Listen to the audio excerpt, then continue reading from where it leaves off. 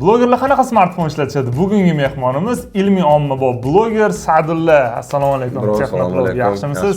Like bosib qo'yinglar va videoni oxirigacha ko'rsanglar, mehmonimizdan sovg'a yutib olishingiz mumkin. Xo'p, birinchi savolimiz, qanaqa smartfon ishlatasiz? Hozirgi paytda iPhone 16 Pro Max. Smartfoningizdagi top 5 ta ilovani sanab bering.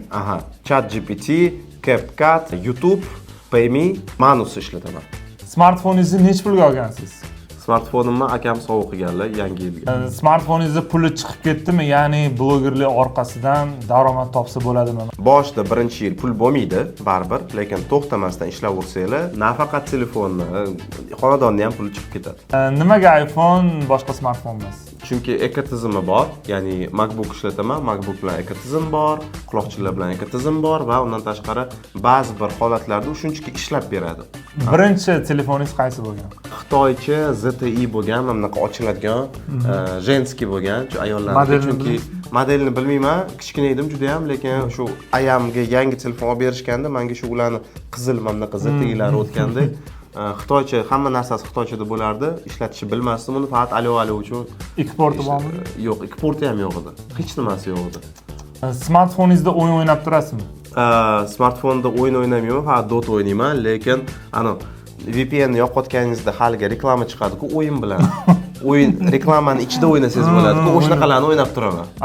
Pistoletda anaqalarni otasiz, bochkalarni otasiz. Anaqa borib kukuruz yig'ish kerak, u kukuruzni keyin pul qilish kerak, keyin u pulni narsa sotib olish kerak, yangi xodim anaqa olasiz, o'sha o'yinlar. Demak, Sa'dullani VPN'i shunaqa 5-10 minut orasida yoqilar ekan.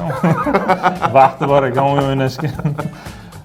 Xo'p, videoni endi eng qiziq joyiga keldik, ya'ni mehmonimizdan sovg'a yutib olishingiz mumkin. Hozir shartlarni tushuntirib o'tadilar. Demak, birinchidan nima sovg'a qilaman? Menda HyperX quloqchinlari bor.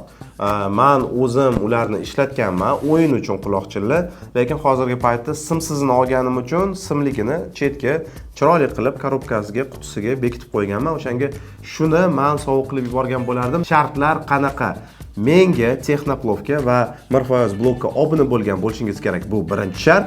Ikkinchi shart narsistik shart bo'ladi. Men haqimda o'z fikringizni izohlarda yozib ketinglar. Qaysi biri deb yurak jiz etsa, o'shani tanlayman va mana shu odam ikkalamizga obuna bo'lganmi yo'qmi tekshiraman va g'olibga keyin sovg'a qilib beramiz. Xullas, o'rtoqlar, paxta qo'yishni yaxshi ko'radiganlar uchun ekan bu konkurs.